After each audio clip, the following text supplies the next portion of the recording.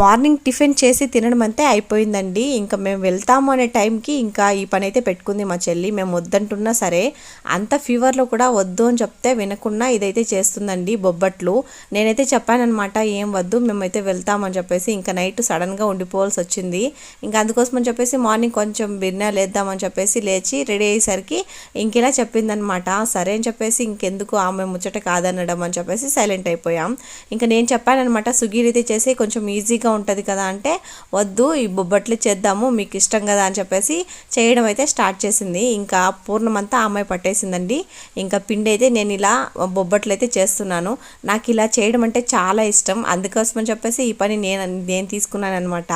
చేత్తోనే చేసేయచ్చండి బొబ్బట్లు చేయడం చాలా ఈజీగా ఉంటుంది. ఇంకా నేను చేస్తున్న బొబ్బట్లు చూస్తున్నారు కదా, నేనైతే ఆడుతూ పాడుతూ చేస్తున్నాను. ఇంకా బొబ్బట్లు చేయడం కూడా కంప్లీట్ అయిపోయిందండి. ఊరికైతే బయలుదేరాలి. వీడియో నచ్చితే లైక్ చేసి సబ్స్క్రైబ్ చేసుకోండి. బాయ్ అందరికీ.